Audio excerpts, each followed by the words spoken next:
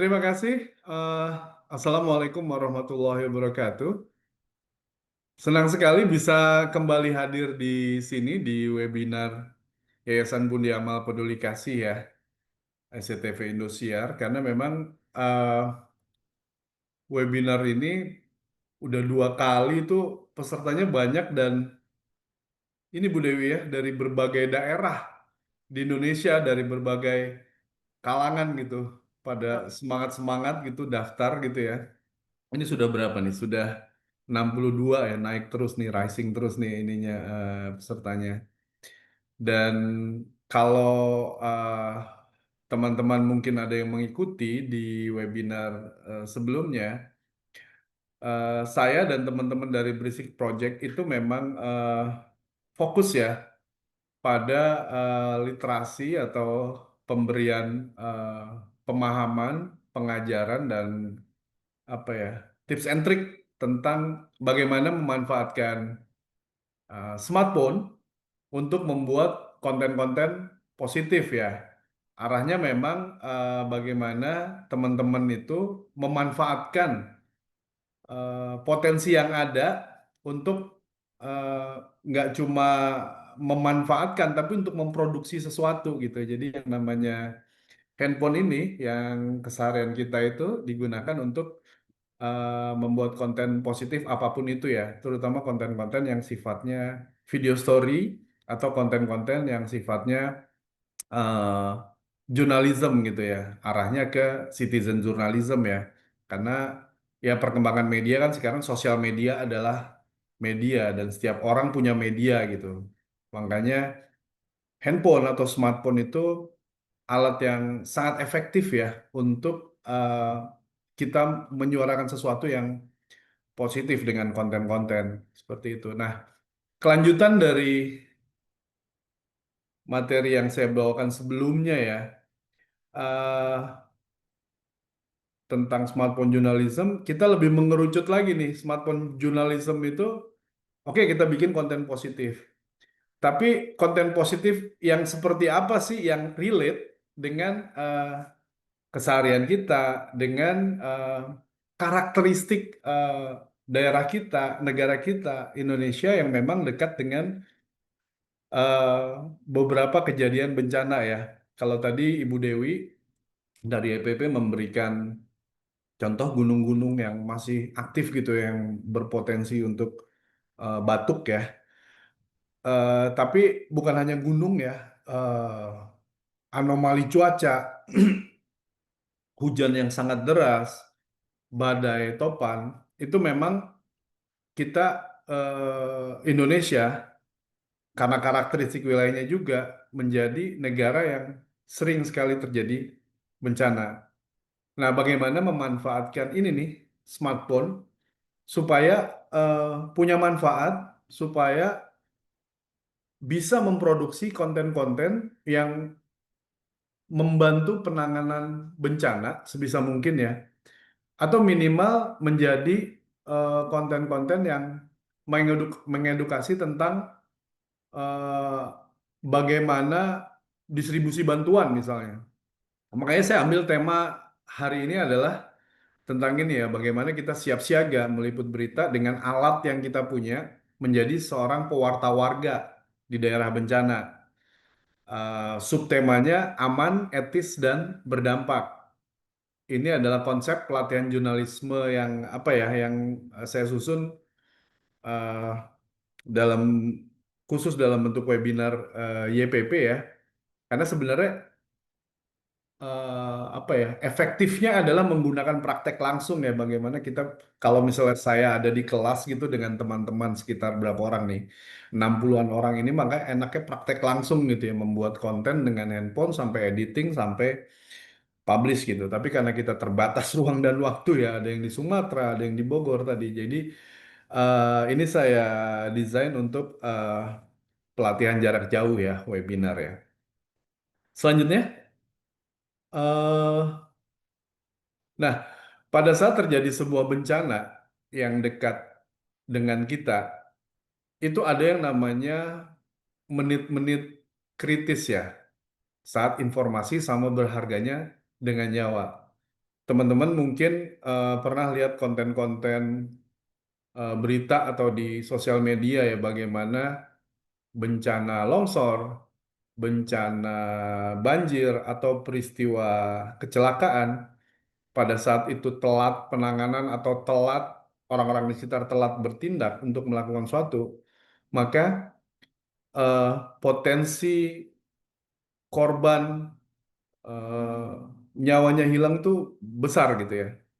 Jadi dalam bencana itu menit-menit kritis dan eh, detik-detik setelah kejadian bencana itu dianggap kayak golden moment ya.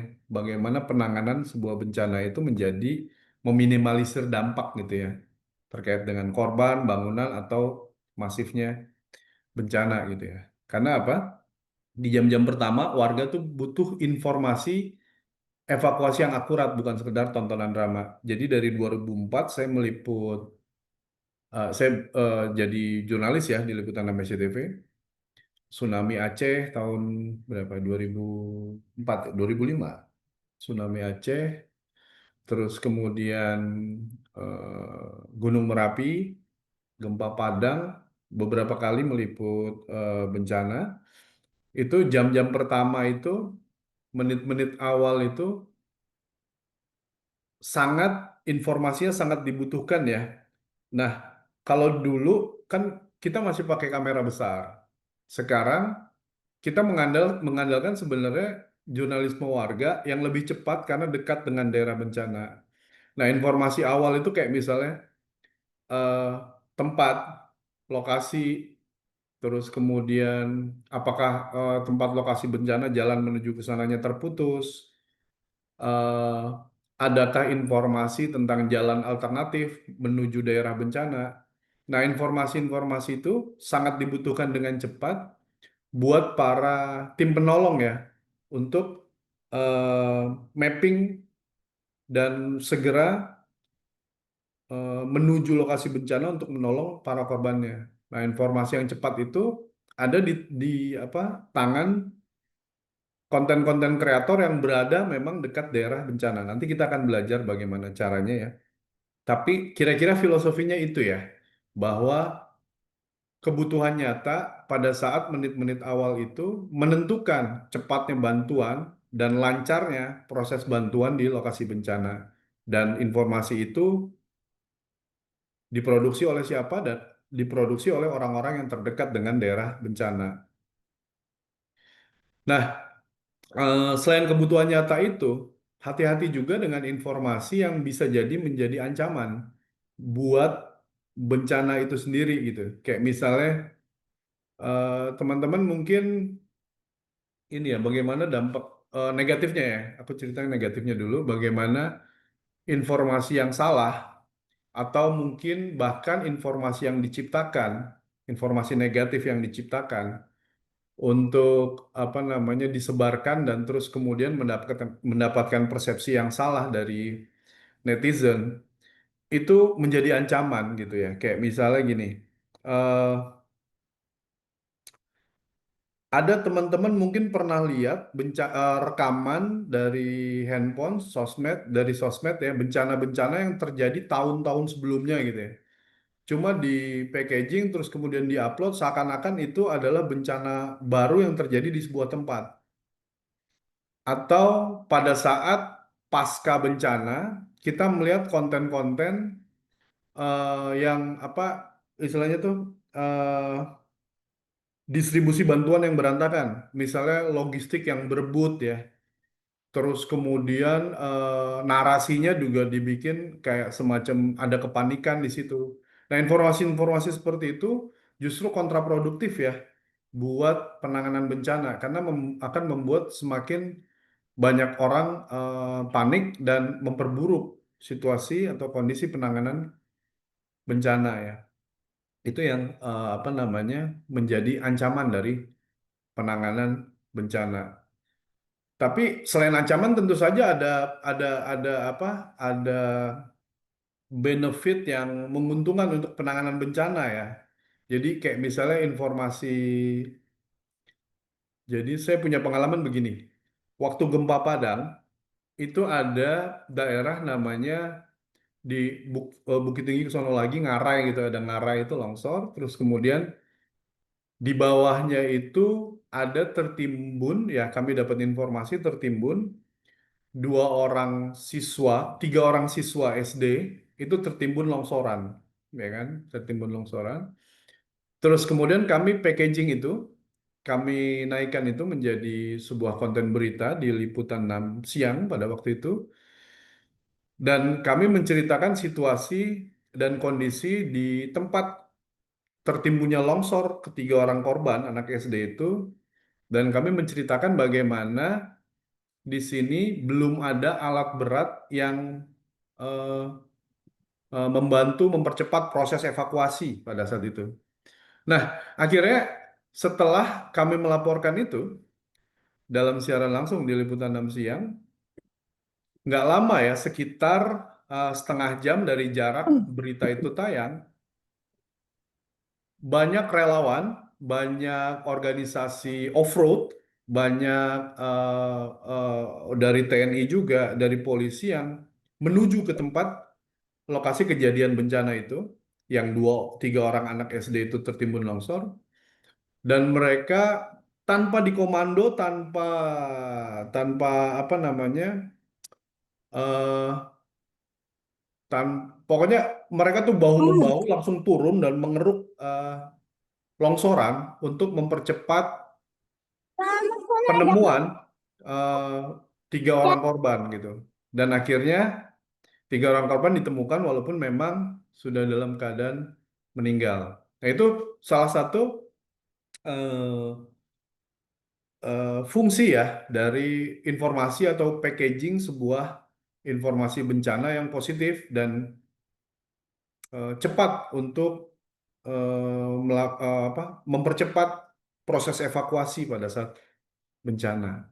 Jadi ada ancaman tapi juga ada potensial membantu penanganan bencana ya dari informasi yang kita hasilkan dari konten-konten terkait dengan peristiwa bencana.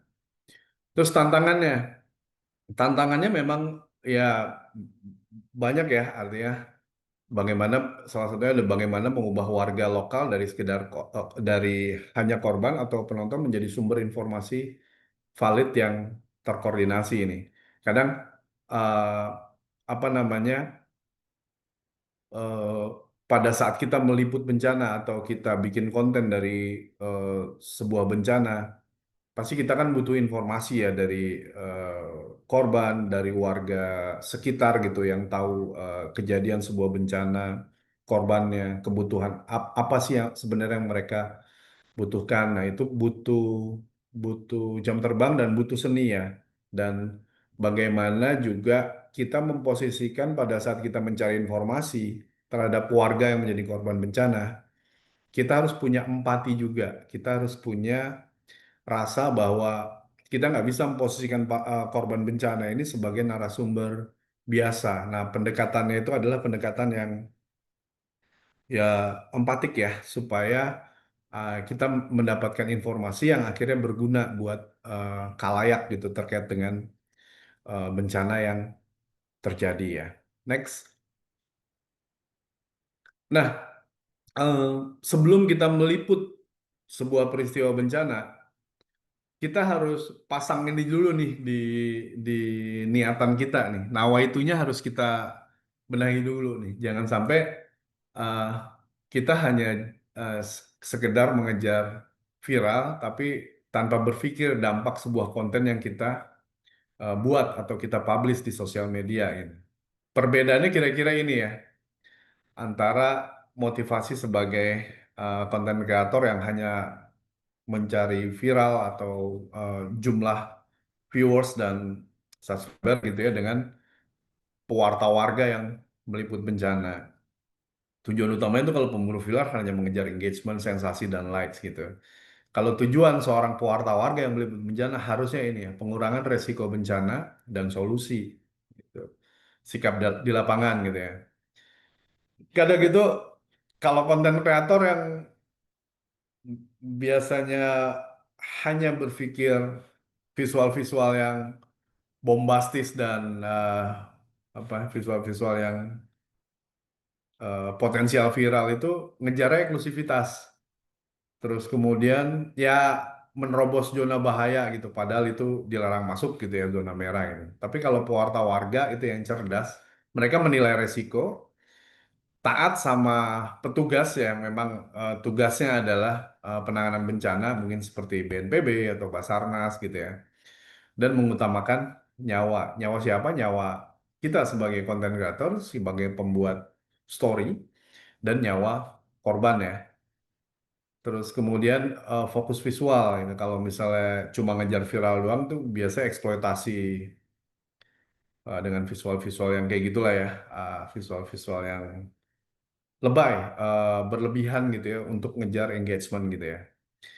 Nah, kalau pewarta warga yang cerdas dan terlatih untuk meliput bencana, fokus pada akses evakuasi, bantuan, dan instruksi. Terus kemudian distribusi info. Biasanya yang pemburu viral ini asal aja tuh punya konten, diedit, terus kemudian nggak dipikir dulu, nggak dilihat dulu, nggak direview dulu, udah langsung posting ke sosmed, WhatsApp grup gitu ya. Terus akhirnya memicu kepanikan massal gitu ya. Nah, kalau pewarta warga yang terlatih, itu kita saring dulu nih sebelum kita share gitu ya. Terus kemudian infonya terverifikasi, datanya, terus kemudian apa namanya, sebelum kita posting tuh kita lihat ulang gitu ya, kita preview ulang gitu ya. Ini layak apa enggak, ada gambar-gambar yang berdarah-darah atau enggak, itu harus difikirkan ya.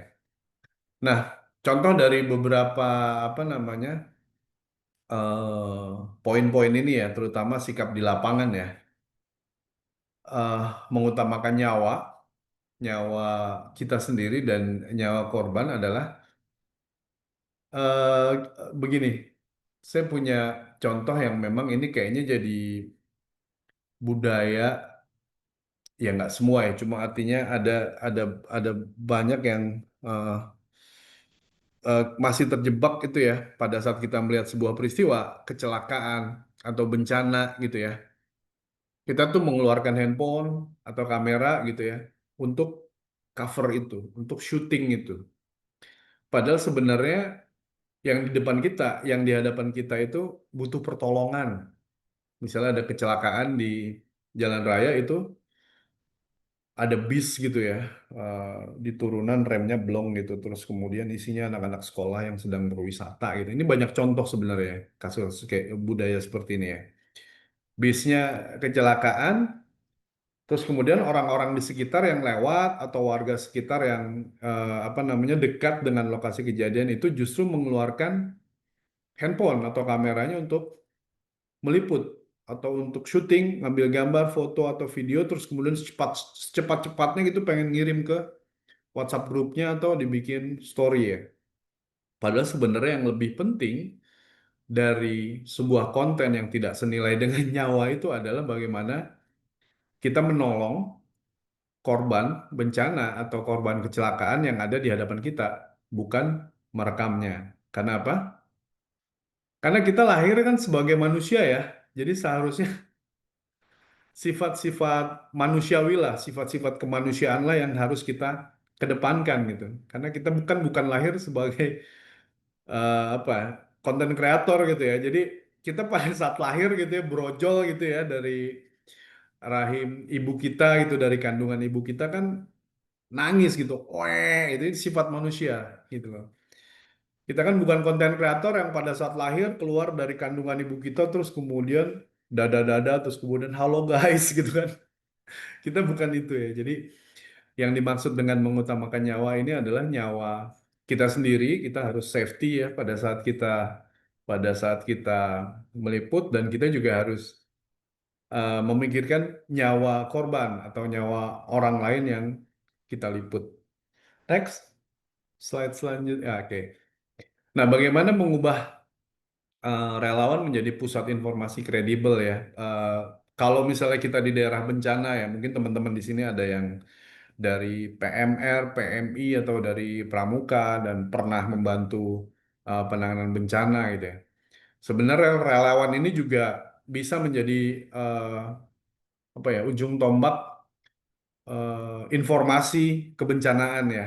Jadi dari pelajar, penggerak komunitas, terus kemudian admin mesos lokal gitu ya, terus tenaga kesehatan relawan spesifik karena kan apa namanya tugas utama relawan adalah memang membantu penanganan bencana. Tapi di luar itu, di luar tugas primernya, para relawan juga sebisa mungkin bisa mengisi waktu, bukan mengisi waktu, artinya di luar kerjaan atau tugas utamanya, mereka bisa membuat konten yang informatif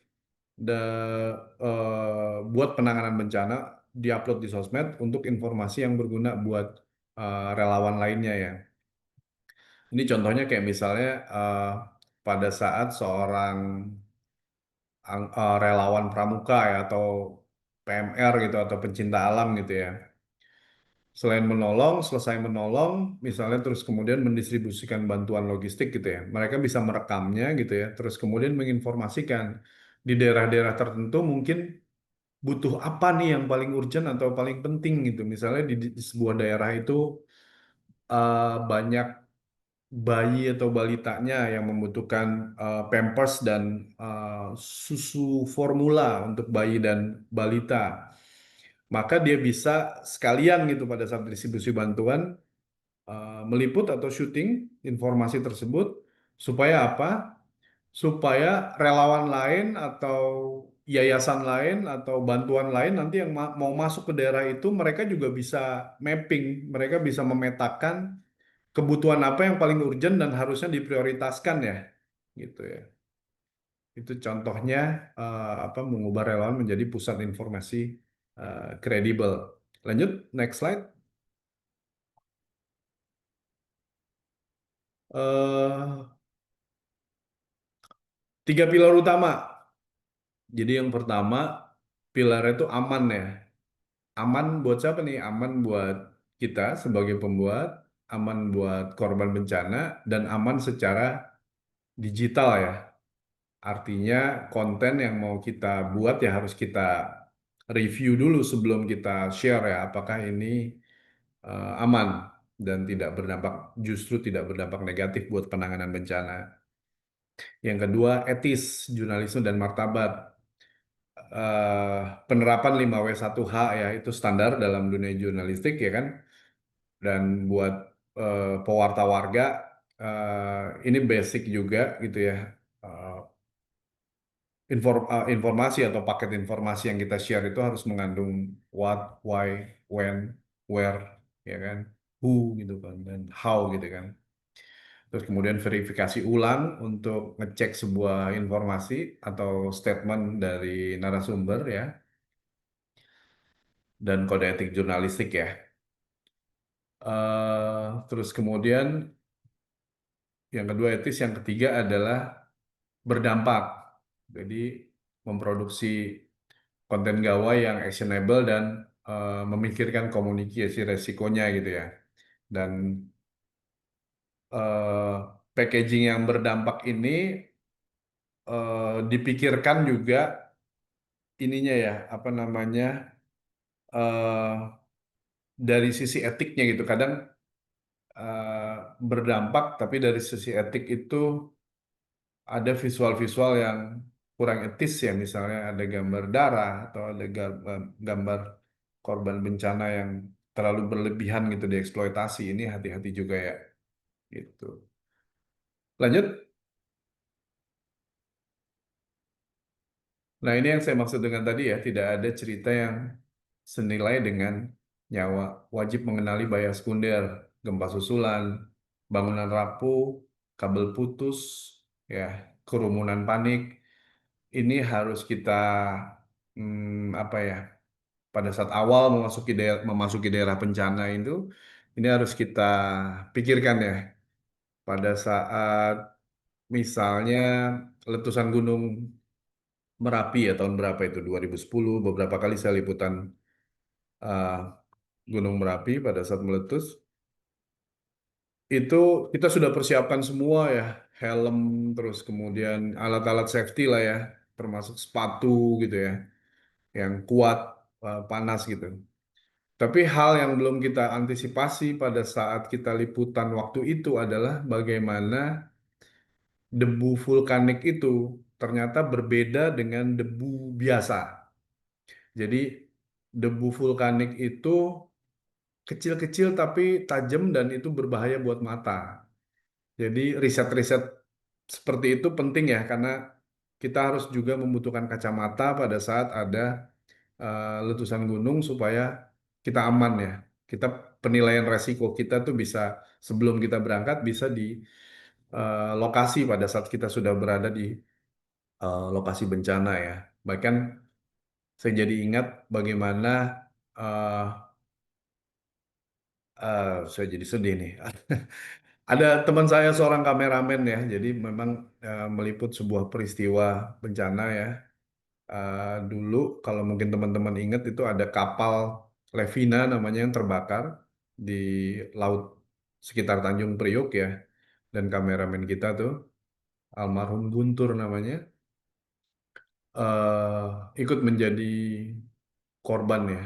Bukan memang karena tidak menilai resiko. Seorang wartawan pasti menilai resiko pada saat dia sebelum berangkat kantor sudah berpikir hal-hal yang terkait dengan resiko gitu. Tapi memang kadang kita sudah persiapan maksimal pun eh, hal-hal yang kuasa alam itu tidak bisa kita ini ya, tidak bisa kita predik, tidak kita bisa duga dan kita harus siap dengan segala kondisi dan resiko. Itu yang pertama. Terus kemudian ingat bahwa konten kreator, pewarta, wartawan itu bukan tim SAR. Jangan pernah mengambil alih peran penyelamat profesional atau merebut akses masuk mereka. Jadi eh, untuk hal-hal seperti ini tuh ada kalau di daerah bencana itu kan ada zona satu, zona 3 gitu ya. Kalau di presentasi ini kan ada zona hijau yang bisa kita berada di situ, zona kuning ya, pers atau apa namanya wartawan bisa berada di zona kuning ini, zona merah. Nah, kita harus taat gitu loh bahwa kita nggak boleh masuk zona merah ya udah nggak usah masuk, jangan memaksakan. Palingan yang bisa kita lakukan adalah nitip kamera atau nitip visual gitu ya dengan teman-teman SAR yang memang sedang berada di lokasi gitu ya. Artinya itu juga kita tidak bisa memaksa ya karena tugas utama mereka bukan bikin konten, tugas utama mereka adalah menolong eh, para korban ya. Terus kemudian keamanan mental dan digital, kelola paparan trauma psikologis. Nah, teman-teman pada saat meliput bencana ini juga sebuah hal yang saya pelajari pada saat saya meliput bencana ya. Jadi, jadi ingat zaman dulu ya bagaimana ah,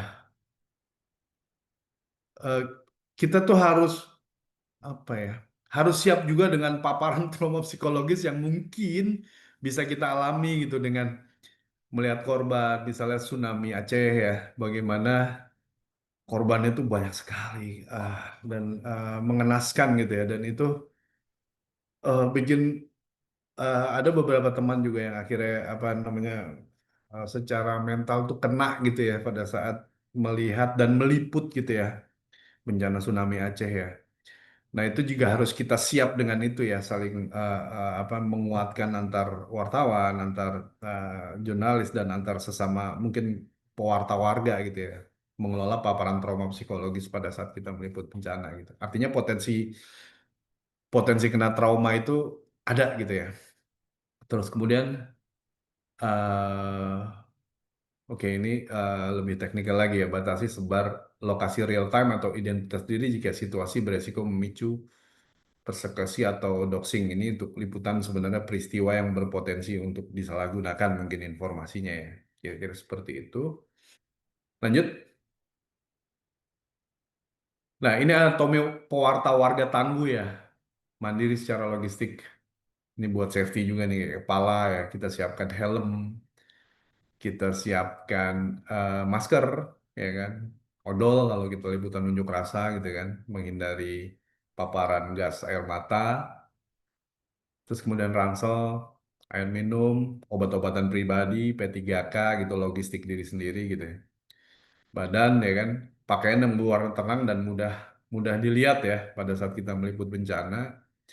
Terus kemudian pada saat memang kita pengen membuat konten sebagai seorang pewarta warga, citizen jurnalis ya handphone, artinya harus kita siapin dan harus kita siapin baterai dan memorinya juga ya. Buku catatan nggak perlu kayaknya ya, karena di handphone juga kita bisa catat sesuatu ya. Masih ada nggak yang nyatet pakai notes? Jadi pada saat kita membutuhkan catatan, biasanya saya di lapangan tuh kalau khawatir lupa nggak saya catat, tapi saya rekam. Jadi dengan handphone ini saya rekam ini. Butuh ini, butuh ini, butuh ini, butuh ini gitu. Terus kemudian rekamannya di play ulang pada saat kita butuh ya. Terus kemudian kaki sepatu tertutup dan kuat, dilarang keras memakai sandal. Iya nih ada kejadian juga nih pada saat kita liputan bencana gitu ya. Apalagi bencana gunung meletus gitu ya. Jangan sekali-kali pakai sandal jepit. Jangan sekali-kali pakai sandal jepit karena apa? Panasnya tanah yang kita injek itu bisa melelehkan sandal dan itu bisa nempel dan itu kejadian. Ada teman yang pakai sendal jepit pada saat liputan bencana Gunung Merapi di Jogja, panas setelah lewat apa tuh Wedus Gembel ya namanya. Setelah Wedus Gembel dia ke lokasi itu, sendal yang digunakan meleleh dan itu jadi sakit, jadi luka kakinya karena lelehan dari sendal karena panas yang ini ya panas yang terlalu terlalu panas ya kalau Gunung Merapi itu ya. Jadi itu kira-kira persiapannya ya pada saat kita apa namanya ingin terjun meliput bencana. Next,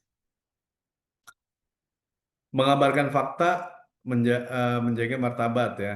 Fakta dan akurasi ya kan. Jangan sampai informasi yang kita packaging atau kita dapatkan dan kita sebarluaskan itu adalah informasi yang salah ya. Gunakan prinsip yang tadi 5W 1H. Bedakan antara fakta dan opini ya kan. Yang kita cari sebenarnya adalah fakta-fakta real yang terjadi di sebuah bencana. Dan pada saat kita juga mungkin capture opini, jangan juga opini yang arahnya adalah uh, negativity ya, arahnya adalah justru kontraproduktif buat penanganan bencana. Terus kemudian kejar narasumber yang kredibel ya, kayak aparat, saksi mata, data resmi atau info-info yang krusial. Hindari sensasionalisme ya, misal jangan gunakan kata-kata yang provokatif seperti penjarahan gitu ya, seperti apa pengerahan massa gitu ya. Narasi-narasi seperti itu, narasi-narasi yang cenderung bombastis, hiperbolis gitu ya, sensasional yang sebisa mungkin kita hindari ya. Kita nggak ingin juga kan penanganan bencana itu menjadi terganggu gitu karena informasi yang kita sebarluaskan. Terus kemudian pada saat mungkin ada kesalahan dari konten yang kita buat ya kita wajib melakukan koreksi terbuka ya jika memang ada kesalahan kita take down, kita hapus materinya dan mungkin kita klarifikasi ya dengan materi yang benar gitu ya. Terus martabat dan sensitivitas, hindari close up wajah korban shock ya, luka parah atau jenazah ya, hati-hati dengan ini kita ambil wide aja dari jauh gitu ya sehingga tidak terkesan mengerikan gitu ya kalau memang faktanya memang ada korban di situ ya. Terus kemudian lindungi identitas kelompok rentan ya kayak anak-anak, lansia, penyintas kekerasan pada saat memang peristiwa yang kita liput mungkin peristiwa yang sifatnya kriminal atau justru membuat eh, citra dari korban itu negatif ya itu harus dihindari. Gunakan teknik analogi visual ya jika diperlukan demi privacy ini liputan yang sifatnya investigatif gitu ya untuk mengganti visual bisa dengan AI atau misalnya kalau misalnya ingin melindungi narasumber gitu ya ya kita ambil dari samping atau dari belakang gitu ya terus kemudian suara kita ganti kalau teman-teman pernah lihat liputan investigasi ya kira-kira seperti itu dan terkait dengan martabat dan sensitivitas di daerah bencana ini saya jadi teringat eh pada saat bencana apa saya lupa ya ada laporan seorang reporter gitu ya yang menanyakan bagaimana perasaan korban. Nah, ini juga hati-hati ya dengan ini ya pada saat kita mencari informasi dari narasumber para korban bencana. Ya tentu saja ya tanpa kita bertanya perasaan para korban ya hancur ya pada saat mungkin melihat rumahnya hancur, pada saat mungkin melihat anggota keluarganya ada yang meninggal dunia, itu nggak usah ditanya perasaannya lagi ya, perasaannya pasti hancur. Cari atau tanyakan hal-hal yang sifatnya informasi gitu. Kayak misalnya cerita saat-saat kejadian atau tanya tentang berapa anggota keluarganya yang belum ditemukan dan upaya apa yang dilakukan nih sekarang untuk mencari keluarganya yang menjadi korban gitu. Jadi untuk menjaga martabat dan sensitivitas gitu ya, jangan sekali-kali menanyakan perasaan korban yang sudah hancur gitu menjadi korban bencana. Lanjut, visual storytelling ya dari laporan menjadi tindakan. Contohnya ini ya, kayak misalnya eh, secara shot ya wide medium shot menunjukkan kerusakan ya, infrastruktur dan jalur evakuasi. Hindari zoom digital ya, hati-hati dengan handphone pada saat kan ada fasilitas zoom digital tuh di kamera kita. Pada saat kita zoom digital maka gambarnya akan pecah jadi nggak bisa dinikmati. Dan konten yang sifatnya storytelling ya, jujur ya, tidak dibuat-buat, itu justru akan kena dan banyak ditonton oleh orang ya. Durasi informatif 30 sampai 60 detik. Fokus saja pada satu hal atau satu tema yang memang butuh diinformasikan dengan cepat ya. Kayak misalnya jalan rusak gitu. Artinya orang jangan melewati daerah sini dan untuk pejabat terkait atau stakeholder terkait di daerah itu juga tahu bahwa ini jalan rusak dan mereka harus mempercepat penanganannya supaya tidak terjadi penumpukan kendaraan misalnya di titik tersebut gitu ya. Terus kemudian tuliskan struktur dengan jelas apa, di mana, kapan terkait dengan 5W1H tadi ya. Artinya informasi yang langsung aja to the point, nggak usah bertele-tele gitu ya. Bisa ditulis juga di caption grafis ya di situ ya. Terus kemudian beri imbauan buat viewersnya gitu ya. Atau beri informasi nomor kontak posko darurat atau rute alternatif gitu. Jadi komponen eh, yang nomor tiga ini adalah komponen actionable ya. Jadi ada fokus solusi, fakta utama, actionable ya. Terus kemudian yang selanjutnya adalah verifikasi. Kalau bisa kita tag atau kita mention lembaga yang berwenang, entah BMKG, BPBD, PMI, atau pemerintah daerah, atau PU, atau apa gitu yang ada di IG, apa Twitter ya, X gitu ya, itu akan mempercepat dan memperluas jangkauan konten yang eh, kita buat sehingga penanganan cepat juga kita kita harapkan bisa terjadi ya untuk sebuah peristiwa bencana yang saya contohkan ini ya, ada jalan rusak ya. Selanjutnya, corong verifikasi memutus rantai kepanikan. Kabar burung, isu, gosip, ramalan gempa palsu, penjarahan ya, itu biasanya membuat panik ya. Jadi hati-hati dengan konten-konten itu dan harus kita pikirkan sebelum uh, kita mengupload konten itu di sosmed. Terus kemudian cek silang instansi resmi, uji logika dan media kredibel, penyaringan etika apakah ini inklusif, apakah ini menyalahkan korban, hal seperti itu sebelum kita upload harus kita pikirkan juga. Terus komunikasi resiko yang jelas ya konsisten dan actionable gitu. Kayak tadi info info jalan alternatif gitu ya. Terus kemudian info resmi jalur distribusi bantuan ya. Bukan hal-hal yang memicu penumpukan ya. Kayak misalnya ah, informasi yang dengan cepat beredar itu contoh dan membuat kepanikan itu adalah ini. Nggak, belum lama ini kok yang terjadi antrian panjang gitu ya kayak di SPBU di beberapa daerah gitu ya. Karena informasi berantai yang diviralkan melalui WhatsApp ya di beberapa daerah itu katanya BBM langka gitu ya. Padahal pasokannya ternyata tetap dan ada gitu. Tapi karena orang udah terlanjur membaca gitu ya tentang kelangkaan BBM, Jadi instinktif tuh pengen ke SPBU gitu dan memenuhi SPBU, akhirnya BBM-nya jadi bener-bener langka karena memang orang banyak yang apa namanya membeli secara bersamaan gitu ke SPBU. Jadi contohnya seperti itu ya. Nah, kalau untuk daerah bencana bisa jadi kepanikan yang lebih parah gitu ya pada saat ada informasi negatif gitu ya tentang gempa susulan atau letusan susulan dari gunung berapi gitu ya. Itu bisa orang keluar secara berbarengan gitu ya. Terus jalanan penuh, itu justru membuat macet dan membuat jalur evakuasi jadi ketutup kan, jalur-jalur ambulan, jalur-jalur petugas-petugas relawan atau petugas medis jadi nggak bisa lancar gitu karena ada kepanikan. Kira-kira seperti itu ya. Dan tugas kita semua nih untuk apa namanya menjadi relawan-relawan yang menyebarkan, meminimalisir informasi negatif dan justru menyebarkan informasi yang positif yang syukur-syukur inspiratif ya gitu untuk supaya apa banyak orang yang tergugah gitu untuk membantu penanganan bencana gitu ya. Next slide. Nah, dari ini sebenarnya ini yang lebih luas lagi ya, bagaimana informasi itu sebenarnya bisa dikelola ya dari beberapa komunitas yang ada di daerah bencana menjadi apa namanya eh, informasi yang menyebar lebih luas dan cepat ditangani oleh stakeholder gitu ya, pemangku kepentingan ya.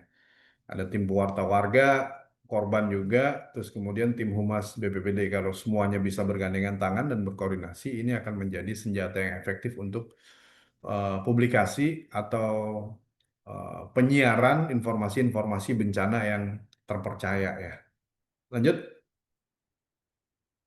Ya, ini juga lanjutan dari tadi, membangun ekosistem ya. Lanjut. Nah, sebagai seorang pewarta warga, ya, kita kan bukan hanya sekedar pemburu konten ya. Karena yakinlah, algoritma itu cuma bisa pakai pendekatan-pendekatan. Algoritma sosmed itu bukan sebuah ilmu eksak yang pasti kalau kita lakukan terus kemudian viewers, subscriber kita naik dengan signifikan, nggak ada jaminan ya. Jadi hanya Tuhan dan pemilik sosmed yang tahu ya tentang algoritma bagaimana sebuah konten itu akhirnya bisa viral gitu. Tapi dari konten-konten yang jujur, dari konten-konten yang inspiratif, dari konten-konten baik, dari konten-konten positif terkait dengan penanganan bencana dan situasi bencana, justru di situ ada potensi viral walaupun kita tidak apa ya, tidak tujuannya bukan itu gitu loh. Jadi bikin aja dulu konten-konten, apalagi konten terkait bencana ini dibutuhkan banyak orang, terutama para korban bencana ya. Maka dampaknya itu kita rasakan nanti gitu pada saat konten itu ternyata banyak disukai orang gitu banyak. Jadi jangan ngejar viralnya dulu gitu ya, karena kita tuh bukan sekedar pemburu konten gitu, kita adalah penyelamat nyawa. Pewarta warga itu adalah penyelamat nyawa dari korban bencana gitu ya. Jadi jurnalisme warga yang dipraktikkan secara aman, etis, dan berdampak bukan sekedar dokumentasi tragedi. Ini adalah sistem komunitas yang mempercepat respon, mengurangi kepanikan, dan mendorong pemulihan yang bermartabat. Jadi, ayo teman-teman bikin konten ya. Bukannya kita berharap bencana terjadi gitu ya, tapi pada saat ada bencana terjadi di daerah kita, di sekitar kita, kita harus juga punya terpanggil gitu ya untuk membuat konten-konten yang cepat, informatif, membantu penanganan bencana dan syukur-syukur inspiratif gitu ya. Mari berkolaborasi membangun ekosistem informasi bencana yang tangguh. Karena apa? Kita nggak bisa mengandalkan media mainstream.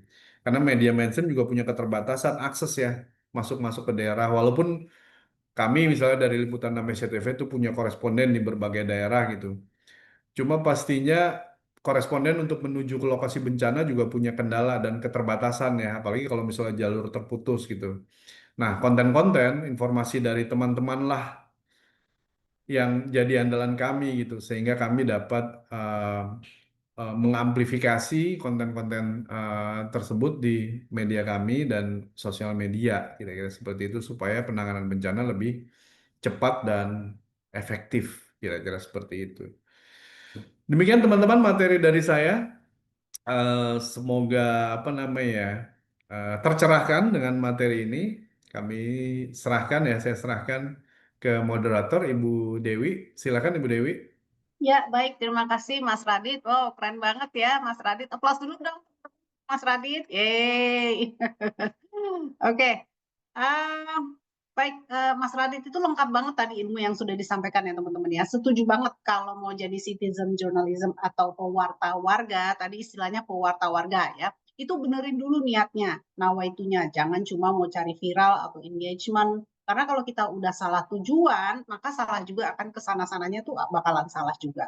Oke, nah tadi kan Mas Radit bilang pewarta warga itu bisa dari macam-macam background ya Mas Radit ya. Ada pelajar, mahasiswa, tenaga kesehatan, penggerak komunitas, dan sebagainya. Pengen tahu dong yang hadir pagi ini juga latar belakangnya dari mana aja ya teman-teman, boleh dong di-spill di chat. Dari mana, dari mana? Ada yang mahasiswa barangkali, mahasiswa atau masih sekolah?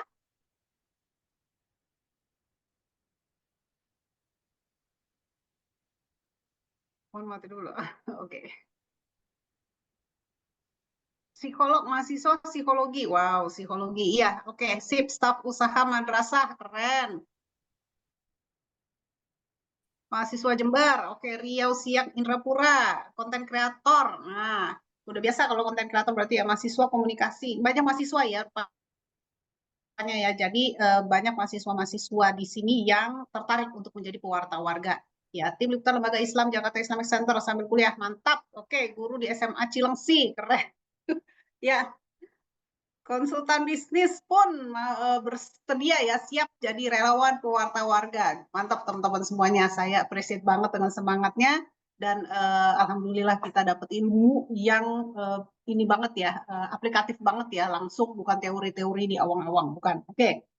Baik, kita masuk ke sesi tanya jawab ya teman-teman semua ya. Untuk 5 pertanyaan dari peserta dulu ya. Kami jangan 5 deh, kebanyakan mungkin 3 dulu. 3 dulu kali, 3 pertanyaan dulu.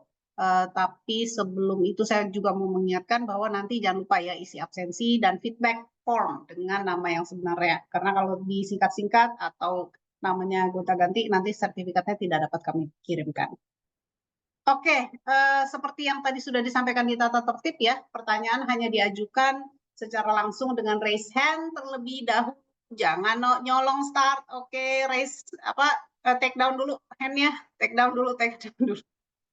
Curang nih pada nyolong start. Oke, take down dulu. Oke, saya countdown dulu ya, hitungan ketiga ya. Sebentar, ini harus di ini dulu. Oke, ya, Nur Indah boleh di take down dulu tangannya, jangan nyolong start. Oke, take down dulu, saya hitung dulu ya.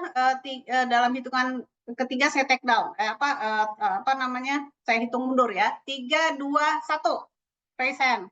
Oke, ada 3 penanya dulu ya. Oda, Mifhatul, dan Nur Indah.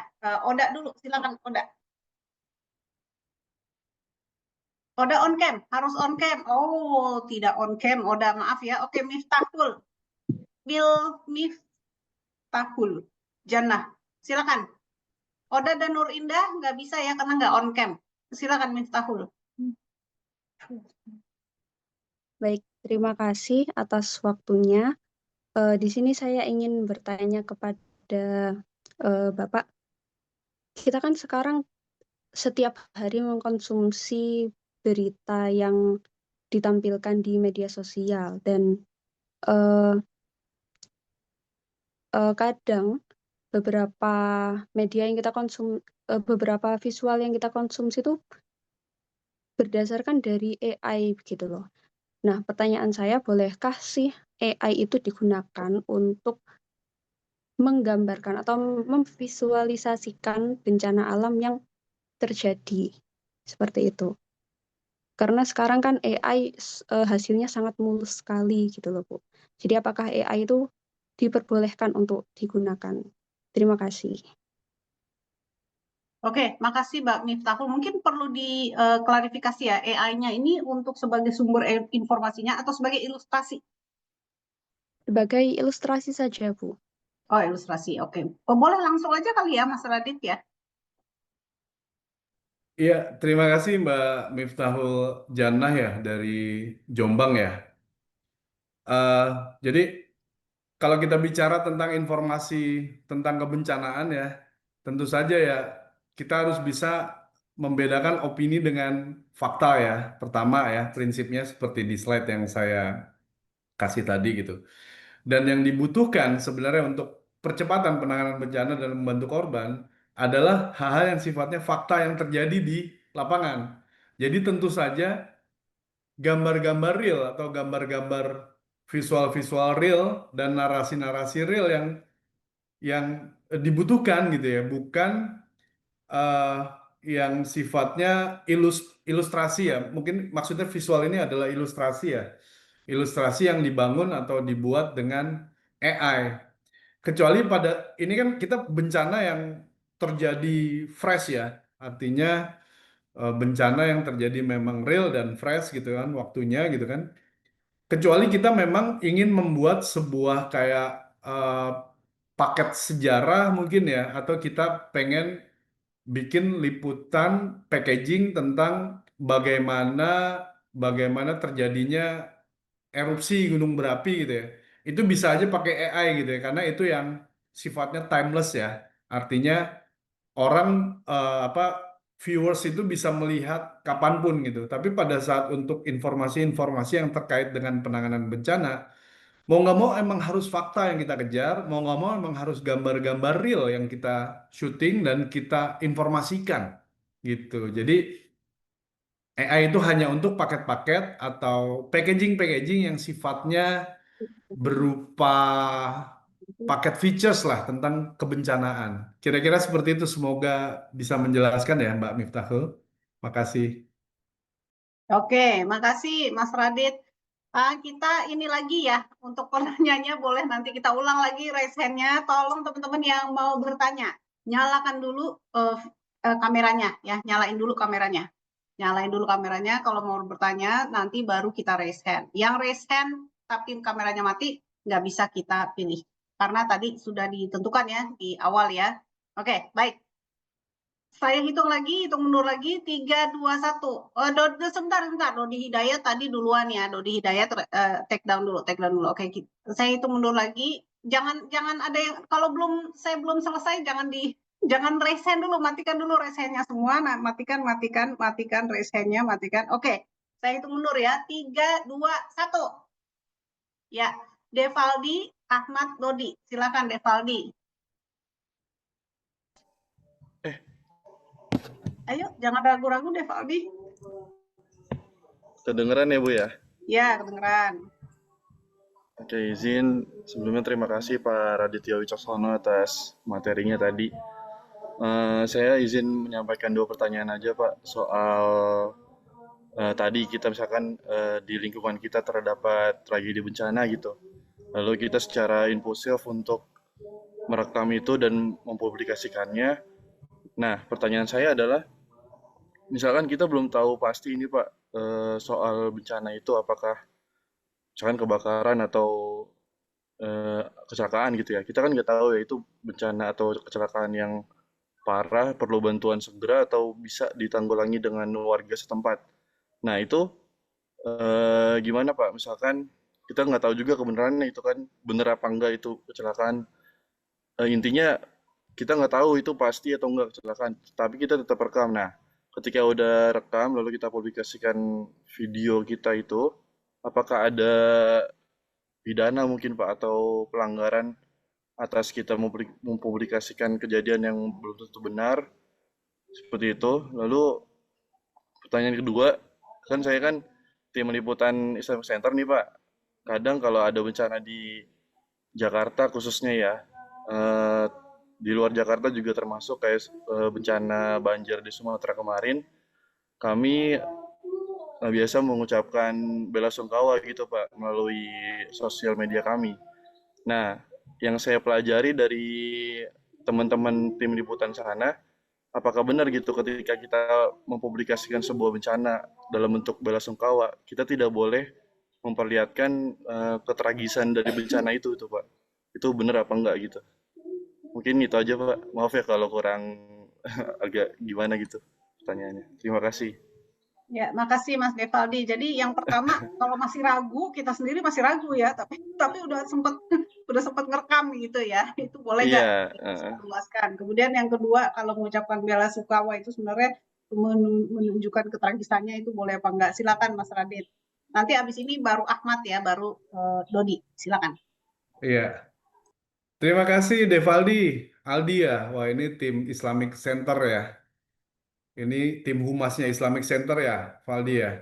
Valdi, jadi yang pertama ya, sebenarnya ini basic ya, dasar dari kerja-kerja jurnalistik dan sebenarnya ini basic juga dari rasa penasaran atau curious manusia terhadap sebuah hal ya. Jadi pada saat kita melihat ada sebuah kejadian gitu ya di sekitar kita gitu. Kita jangan langsung ngerekam Valdi. Jadi kita samperin dulu nih ke lokasi. Kita lihat juga potensi bahayanya seperti apa, ya kan? Nah, terus kemudian biasanya kan di sekitar tuh ada tuh orang kanan kiri, misalnya kecelakaan nih yang terjadi di jalan gitu ya. Kita jangan ngeluarin kamera dulu. Kita colek aja sebelah kita. Ada apaan, Pak? Gitu. Jadi artinya itu udah bagian dari tugas jurnalisme tuh, mengumpulkan informasi awal. Pada saat informasi awal sudah terkumpul, ada apa dan secara visual kita juga eh, melihat gitu ya, maka kita memutuskan apakah ini kita rekam atau tidak. Kalau misalnya bencana-bencana yang apa ini peristiwa dan bencana sebenarnya mirip-mirip ya. Kalau bencana mungkin terlihat ya, artinya longsor, banjir, kebakaran, gunung meletus itu terlihat gitu ya dan tanpa apa namanya nanya kiri kanan juga sebenarnya secara visual itu sudah jelas bahwa oh itu bencana yang besar gitu ya. Tapi kalau ini mungkin sering terjadi pada sebuah peristiwa gitu, misalnya ada sebuah rumah gitu yang depannya kok banyak orang gitu. Pasti kan rasa penasaran kita sebelum kita ngeluarin handphone untuk syuting kan kita tanya dulu orang-orang sekitar, ada apaan sih? Ada apaan sih gitu. Oh, itu ada maling digebukin misalnya, ya kan? Nah, baru kita keluarin kamera. Malingnya kita cari informasi, kita kumpulin gambar. Malingnya maling apaan?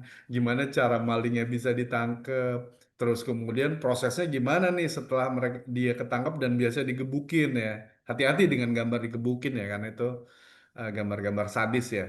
Dan nggak apa namanya ya. Kalau di TV ya, kalau di sosmed mungkin bisa lolos gitu. Kalau di TV nggak akan kepake gambar-gambar sadis ya. Terus kemudian bagaimana prosesnya maling itu dibawa dari rumah itu mungkin ke pos RW atau ke pos polisi ya. Itu untuk menjawab pertanyaan pertama.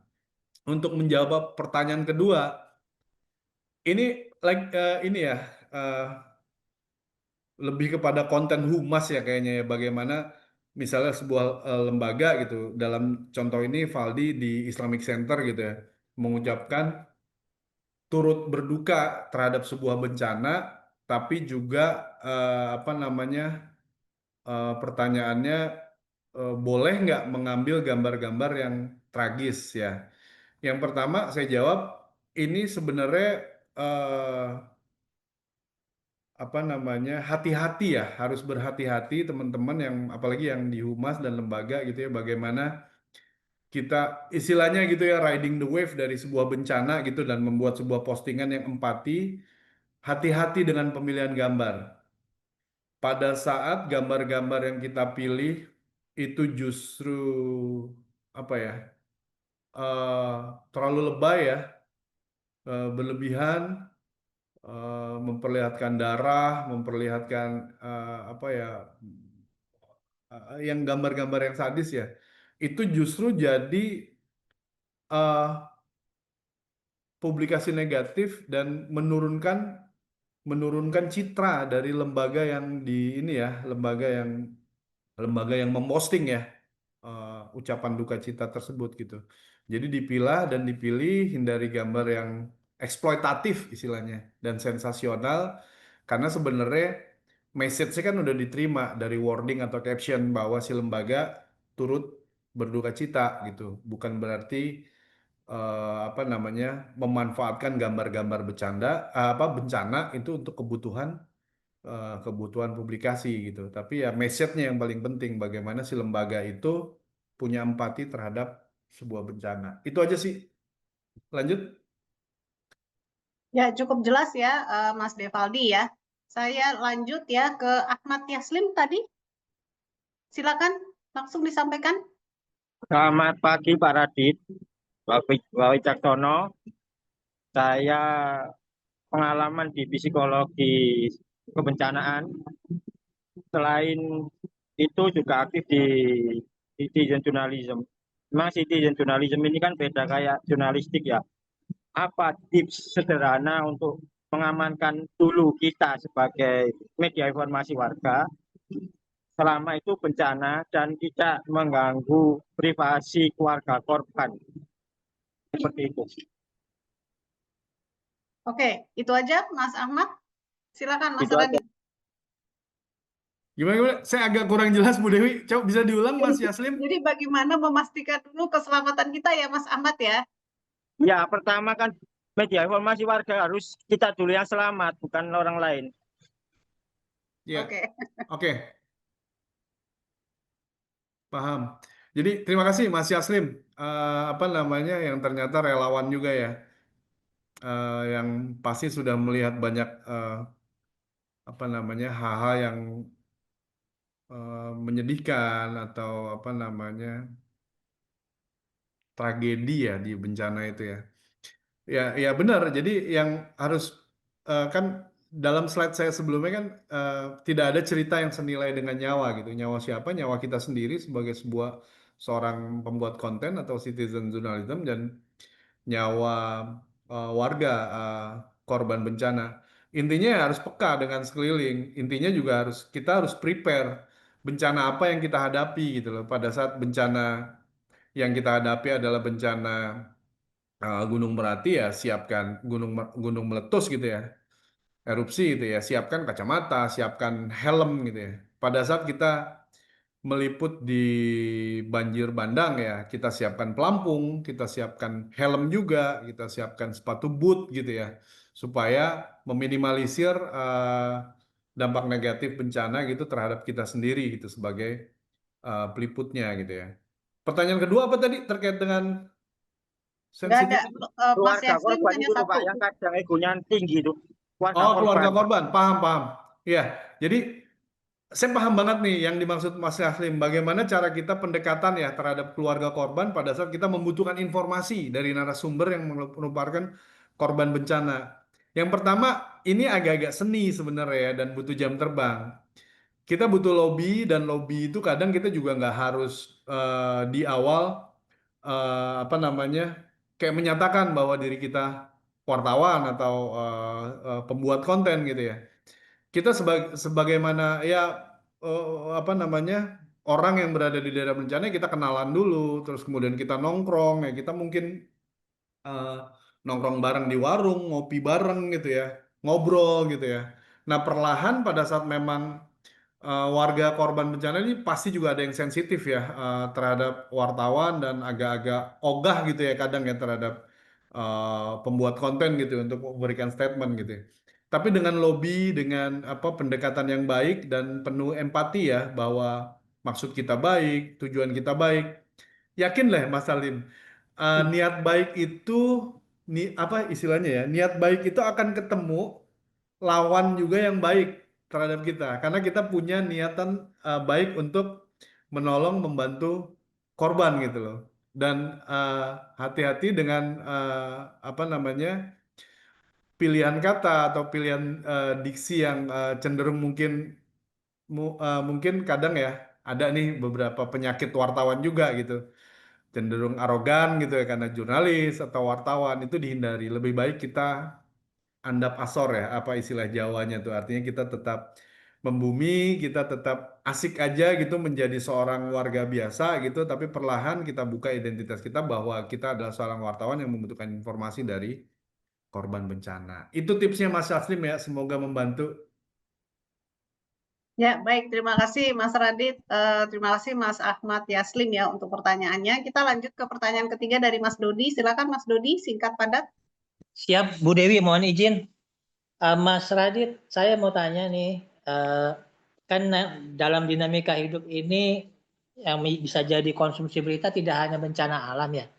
Bisa jadi ada unjuk rasa tadi disebut, ada penyelundupan, ada perkelahian misalnya, atau justru hal-hal yang luput dari perhatian warga, misalnya tiba-tiba di belokan komplek ada bencong-bencong mangkal misalnya gitu kan, atau ada apartemen yang kita duga dicurigai sebagai tempat transaksi seksual gitu ya. Pertanyaan pertama, sejauh mana batasan dari citizen reporter ini untuk bisa menceritakan atau men-share hal-hal tersebut ke publik misalnya atau ke news. Kemudian pertanyaan kedua, kebetulan saya ini lagi proses sertifikasi untuk penyuluhan anti korupsi Mas di KPK. Boleh nggak saya gabungkan skill saya di bidang integritas itu dengan kemampuan jurnalis ini misalnya nanti, dan sejauh mana batasan-batasan yang bisa melindungi diri saya dari whistleblowing gitu, dari hal-hal yang mengancam ke keselamatan saya misalnya seperti itu. Ada nggak aturan-aturan di dalam media di Indonesia ini, Mas? Kira-kira seperti itu. Terima kasih. Jadi pertanyaannya yang pertama tadi adalah kalau misalnya kita punya informasi tapi yang sifatnya masih dicurigai gitu ya, bukan yang udah jadi kejadian, yang udah jadi fakta nyata gitu ya, Mas Dodi ya. Atau hal-hal yang terjadi yang di luar pengamatan bencana. orang, misalnya yang hal-hal yang berguna untuk netizen atau citizen tapi nggak masuk ke dalam, nggak diliput oleh siapa-siapa gitu. Saya pengen tahu batasannya seperti apa gitu. Oke, mungkin etika jurnalismenya kayak apa ya, supaya kita tidak menuduh gitu ya. Bisa jadi ya salah satunya gitu ya. Ya, yang kedua yang tadi menyatukan profesinya Mas Dodi itu tadi. Ya. Ya, mungkin yang pertama dijawab dulu kali, Mas Radit, silakan. Ya, terima kasih Pak Dodi. Jadi yang pertama, memang kalau jurnalis ya, punya media, punya kartu pers ya, pekerjaannya tuh dilindungi undang-undang ya. Jadi dia mau liputan kemana, investigasi kemana gitu, hal-hal negatif ya, yang ada gitu bisa diangkat dan di share gitu ya di media tempat si jurnalis bekerja ya. Tapi bukan berarti terus kemudian itu juga menghalangi ya Pak Dodi untuk mengungkap eh, apa namanya fenomena-fenomena yang negatif gitu yang ada di sekitar Pak Dodi gitu ya. Saya seorang jurnalis ya kan. Tapi Pak Dodi kan seorang warga yang resah dengan misalnya daerahnya itu ada tempat transaksi narkoba atau ada apa dulu berapa waktu lalu sempat viral warung-warung yang menjual apa sih pil pil pil pil narkoba itu ya itu kan di sosmed sempat rame dah dan menurut saya itu adalah fenomena yang tidak bisa dihindari Pak Dodi. Artinya apa? Walaupun memang secara cara ya meliputnya Pak Dodi itu eh, kalau di jurnalisme itu investigatif ya, diam-diam ya. Kita nggak bicara bagaimana proses mendapatkan sebuah informasi, tapi bagaimana sih informasi itu sangat penting buat warga sekitar. Apalagi mungkin itu ada di sekitar kita memang gitu ya. Nah, Pak Dodi, salah satu cara untuk menghindari masalah-masalah hukum ya terkait dengan apa konten-konten yang istilahnya sepihak gitu kan ya, artinya bukan tidak cover both side. Yang pertama dikumpulin aja dulu sebelum diupload materinya Pak Dodi. Keresahan-keresahan yang Pak Dodi sebutkan gitu ya terkait narkoba, prostitusi atau gitu. Kumpulin. Materi itu kumpulin. Atau pernah kan juga teman-teman lihat kan ya bagaimana CCTV itu sekarang apa menjadi sakti ya. Dashboard cam yang di mobil itu sekarang konten-kontennya menjadi sakti ya. Bagaimana sekarang penanganan hukum itu lebih cepat setelah viral. Dan menurut saya, menurut saya ya ini ya pendapat pribadi ya. Artinya ini justru positif buat aparat penegak hukum membantu mereka kan apa namanya menambah alat bukti gitu loh. Yang penting kumpulin dulu buktinya, rekam gitu ya. Atau kalau pernah nggak teman-teman lihat warung Madura gitu yang ada CCTV terus kemudian upload bahwa warung Madura tuh diperas sama preman gitu. Akhirnya 2 hari 3 hari kemudian premannya ditangkap minta maaf gitu loh. Menurut saya itu dampak positif ya dari penanganan hukum di Indonesia gitu ya. Dan bagaimana juga akhirnya eh, kalangan legislatif ya, DPR juga jadi aware terhadap sebuah peristiwa yang akhirnya viral. Banyak contoh, terakhir kemarin yang vonis apa tuh penyadap karet yang dianggap liar itu ya, terus kemudian akhirnya kan pihak Danantara minta BUMN untuk apa istilahnya kalau dalam istilah hukum itu memaafkan gitu ya dan apa namanya tidak di tidak jadi diproses itu kakek-kakek yang menyadap secara liar karet ya kalau nggak salah itu ya. Seperti itu Pak Dodi, artinya pertanyaan pertama kumpulin dulu aja materi dan bukti-bukti. Masalah apa namanya nanti masalah hukum itu sebenarnya bisa disiasati juga misalnya Pak Dodi apa setelah mengumpulkan bukti-bukti atau pada saat mengumpulkan bukti-bukti itu bersama RT dan RW setempat gitu misalnya untuk apa namanya membuktikan bahwa di sebuah tempat itu terjadi penyimpangan ya karena apa Pak Dodi kan warga sekitar. Yang kedua terkait dengan whistleblower tadi ya terkait dengan ini di KPK. Nah, lagi-lagi kalau jurnalis itu kan punya undang-undang ya untuk meliput sesuatu dan menyiarkan sesuatu. Kalau warga gimana? Kan sekarang ada lembaga perlindungan saksi dan korban ya.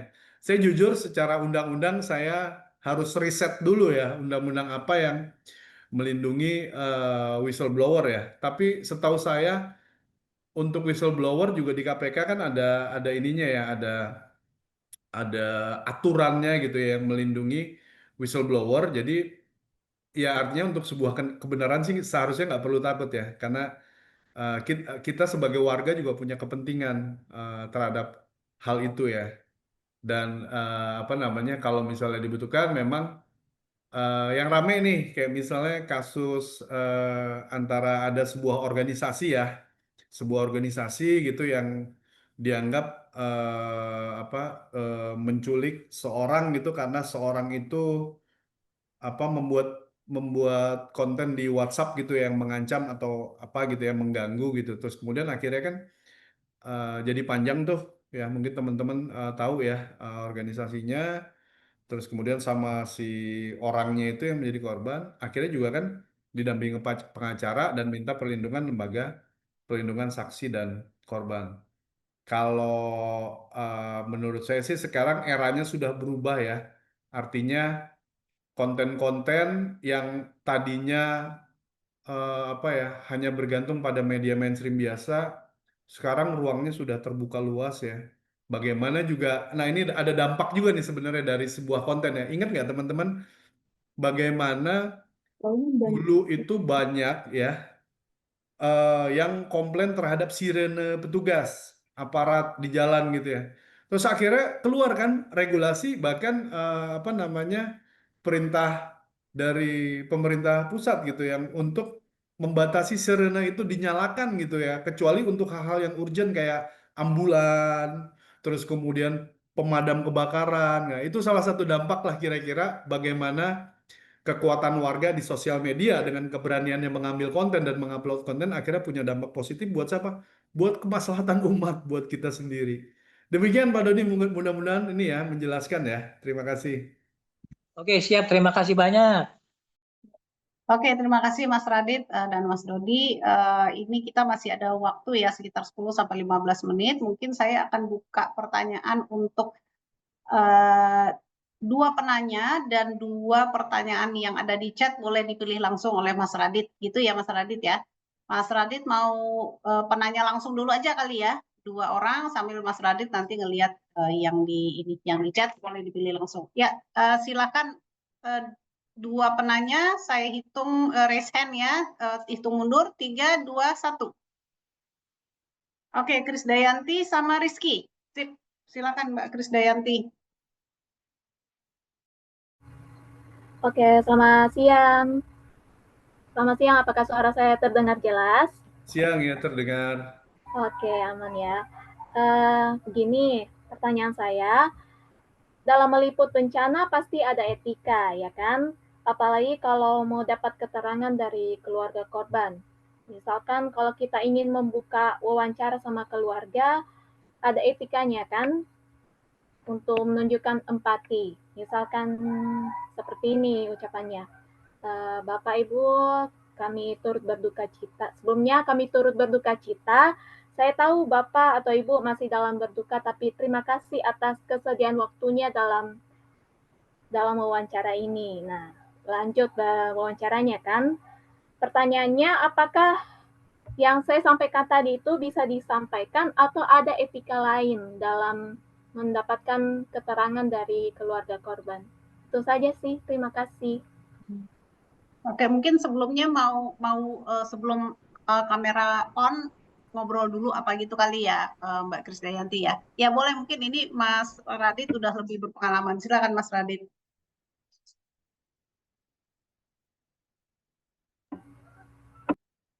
Terima kasih Mbak Krisdayanti. Ini sekalian menjawab ada pertanyaan juga di chat ya Ibu Dewi terkait bagaimana ya intinya sama ya seni bertanya terhadap korban bencana pada saat korban tersebut ingin kita jadikan narasumber ya. Ya tentu saja yang pertama kita harus minta izin ya bahwa kita ingin mewawancara korban gitu ya. Pada saat korbannya memang keberatan untuk kita wawancara, kita tidak bisa meneruskan wawancara karena wawancara itu nantinya akan dipublikasikan dan memang harus seizin yang kita wawancara ya. Dan itu salah satu contoh ya Mbak Krisdayanti terkait dengan etik tadi ya, bagaimana di awal yang pertama kita memperkenalkan diri ya kan, terus kemudian ya tidak harus terlalu formal juga ya Mbak Krisdayanti bahwa kita berduka bla bla bla bla bla. Artinya kita bisa bisa juga kalimat-kalimat yang lebih apa namanya lebih langsung ya. Bapak, Ibu, saya sedih melihat kondisi ini gitu ya. Dan saya minta izin Bapak Ibu, boleh nggak Bapak Ibu bercerita kenapa eh, eh, kapan ini terjadi dan ceritakan bagaimana saat-saat kejadian bencana tersebut gitu ya. Jadi kalimat-kalimat yang seperti itu kira-kira sama seperti kalimat yang Mbak Krisdayanti ya. Terus kemudian menjawab pertanyaan di chat tadi sebentar. Ini tadi siapa namanya yang terkait dengan pertanyaan sebentar saya buka dulu. Saya mau Nur Indah, saya mau tanya Mas kalau sedang ada bencana kan pasti ada pertanyaan bagaimana cara kita mendapatkan jawaban atau jawaban narasumber dari korban. Kadang ada ngerasa tidak enak ya mewawancara korban. Bener banget, ada rasa tidak enak karena ini sebuah tragedi ya. Tapi kita juga harus profesional. Kalau saya sebagai seorang jurnalis itu selalu ya artinya pengennya profesional bahwa kita harus mendapatkan jawaban dari sumber utama. Jadi korban bencana adalah sumber utama gitu dan sebisa mungkin ya saya harus mendapatkan izin ya pertama ya dan kedua adalah bagaimana kita tuh hati kita itu kita tempelin ke korban bahwa empati itu kan tidak harus dari kalimat ya. Empati itu tidak harus dari statement pernyataan kita turut berduka cita bla bla bla. Dari kita misalnya seorang kakek-kakek ini ya, saya kasih contoh tips ya buat teman-teman untuk mendapatkan kepercayaan dari calon narasumber gitu. Ya. Misalnya seorang kakek-kakek, seorang nenek-nenek gitu ya. Kita duduk ya di warung kopi atau di balai-balai atau di posko pengungsian lah. Kita pegang tangannya gitu ya. Pak, sedih ya Pak ya? Iya gitu, sedih gitu kan. Ini belum direkam nih. Pak, gimana sih kejadiannya Pak kemarin? Wah, kejadiannya begini-begini. Buat dia percaya dulu sama kita. Buat dia percaya, pada saat dia percaya, maka dia akan bercerita banyak. Nah, setelah itu kita kan udah dapet chemistry tuh dari calon narasumber kita. Baru di situ kita bilang bahwa kita wartawan, Pak. Boleh nggak, Pak? Kita wawancara, saya pasang kamera, kita rekam ya, Pak ya. informasi ini berguna banget nih Pak buat para penonton gitu untuk mendapatkan gambaran real tentang bencana ini gitu. Kira-kira seperti itu triknya ya, Mbak Krisdayanti sama Mas siapa tadi itu yang di chat ya. Demikian Bu Dewi jawaban saya. Jadi sekaligus menjawab satu pertanyaan dari chat ya. Jadi demikian Mbak Krisdayanti ya, semangat ya, semoga nanti wawancaranya tambah mantap. Oke, silakan selanjutnya dengan Mas Amin, Rizky. makasih. Ya, sama-sama Mbak Krisdayanti. Silakan Mas Rizky. Ya, selamat siang. Ini sebetulnya pertanyaan saya tadi ini udah ada di live chat, tapi saya juga mau mempertegas untuk dua pertanyaan tadi. Nah, itu pertanyaan pertama itu bagaimana terkait penggunaan ini pakaian apa yang digunakan untuk liputan bencana, kan kadang-kadang di beberapa station atau beberapa momen bencana ada ini, pas ada reporter on cam itu cuma kelihatan pakai seragam doang, nggak ada pelindung apa segala macam. Terus yang poin kedua ini lebih ke ini, saya minta insight di MTech Media itu strateginya itu seperti apa antara ini kayak menyeimbangkan faktor komersilnya sama ini etikanya, terutama dari segi empati. Misal saya mau kasih contoh, kadang-kadang kalau saya liputan di luar konteks bencana, misalnya kayak ada festival atau ada pameran apa, kadang-kadang saya di tim saya pembaru Creative Hub itu kadang suka tuh nyari ini narasumber mana yang kira-kira ini cakep terus bisa diwawancarain, buat maksudnya buat naikin daya tarik lah. Nah, kalau di bencana, di liputan bencana itu ada nggak kayak ini, kira-kira gimana buat balancingnya antara kebutuhan komersial sama empati gitu? Ya, jadi yang pertama antara seragam ya dengan pakaian safety first, dan yang kedua adalah bagaimana menyeimbangkan ya antara dua kepentingan ya, aspek komersil sama etika jurnalistik. Silakan Mas Radit. Iya, terima kasih Mas Rizky Ari Harnoko nih wartawan juga kayaknya ya. Pertanyaannya ini udah ke strategi media nih. Jadi eh, pertanyaan pertama terkait baju yang digunakan oleh reporter pada saat on cam ya. Yakinlah Mas Rizky bahwa teman-teman reporter atau host atau presenter yang liputan di titik bencana, mereka itu sebelumnya menggunakan rompi atau sebelumnya menggunakan pelampung atau sebelumnya menggunakan jaket sebelum kamera on ya. Dan mau nggak mau memang aturan perusahaan membuat kita melepas sebentar atribut safety-nya, kita cari tempat yang aman, karena memang kita butuh brandingan di seragam ya, yang ada logonya kanan kiri itu ya, SCTV, Indosiar, kayak seperti itu ya. Artinya itu hanya sebentar pada saat on cam atau pada saat live saja. Selesai live, maka atribut pengaman, atribut apa namanya safety akan kita gunakan lagi. Itu untuk yang apa namanya liputan bencana yang apa di titik yang tidak terlalu berbahaya ya. Tapi mungkin Mas Rizky juga pernah ngelihat ya liputan-liputan reporter kita di daerah bencana yang tetap menggunakan rompi anti peluru, tetap menggunakan apa namanya pelampung pada saat di laut itu tetap digunakan karena apa memang eh, itu di titik rawan bencana yang lebih rawan gitu. Jadi memang nggak selamanya pakai seragam aja atau pakai seragam doang itu pada saat live, tapi juga di beberapa liputan bencana yang berbahaya helm bahkan kita pakai, rompi anti peluru, rompi pelampung pelampung itu live vest ya, itu tetap kita gunakan gitu untuk safety kita semua, kameramen dan reporternya. Terkait pertanyaan kedua nih terkait dengan ini lebih kepada etik media atau strategi media ya. Yakinlah Mas Rizky kalau untuk liputan-liputan bencana, kami dari MTech Media tidak mencampur adukan itu dengan kepentingan komersial. Jadi kita pure meliput fakta-fakta yang terjadi di daerah bencana. Kecuali itu liputan-liputan yang sifatnya adalah entertaining, liputan-liputan yang sifatnya adalah non bencana, non tragedi ya, non peristiwa yang seperti inilah ya, tragedi, bencana, peristiwa ya.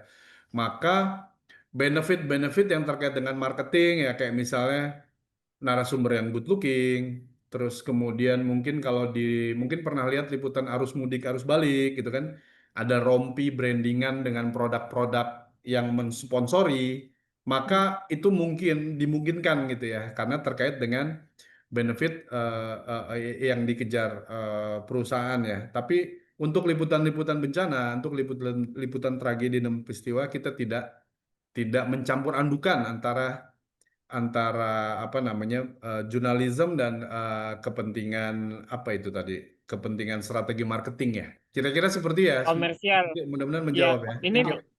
ini apa termasuk juga ini kayak perhitungan minute by minute rating kan, soalnya meskipun nggak ada built-in kan biasanya kadang programming juga mikirin gimana minute by minute-nya. Ya, Iya. saya jawab langsung. Untuk liputan bencana kita tidak memperhatikan itu. Yang kita kedepankan adalah bagaimana informasi kita punya dampak terhadap percepatan penanganan bencana dan empati terhadap korban, Mas Rizky. Oke. Terima kasih. Cukup Baik, ya Mas terima Rizky kasih ya. juga. Mungkin Baik, ada oke. satu pertanyaan dari chat yang Mas Radit mau jawab dulu, satu saja, habis itu kita tutup.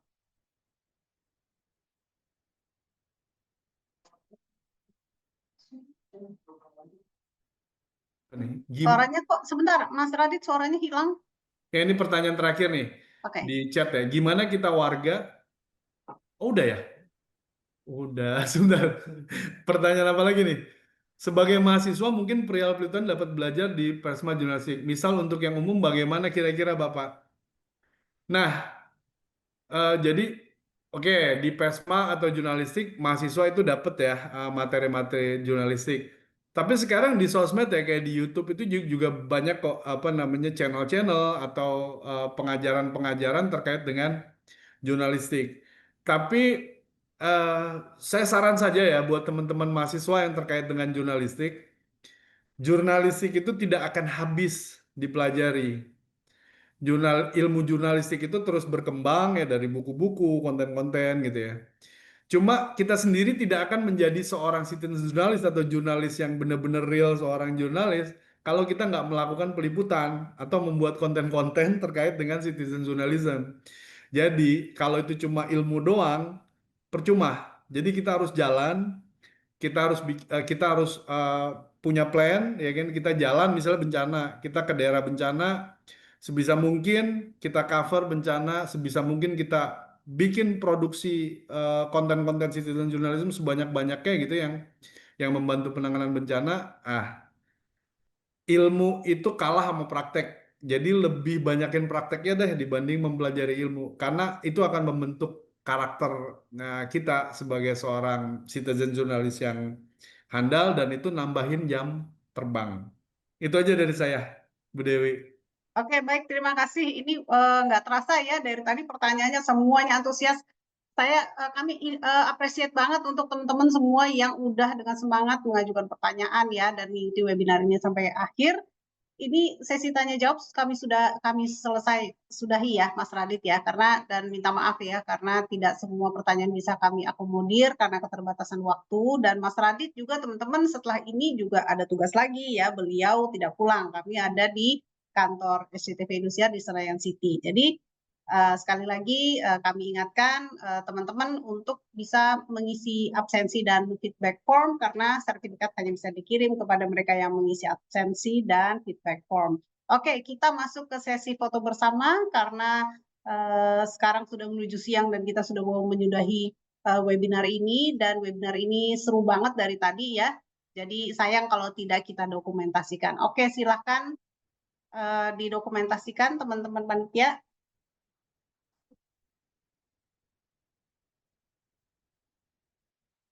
Perlu saya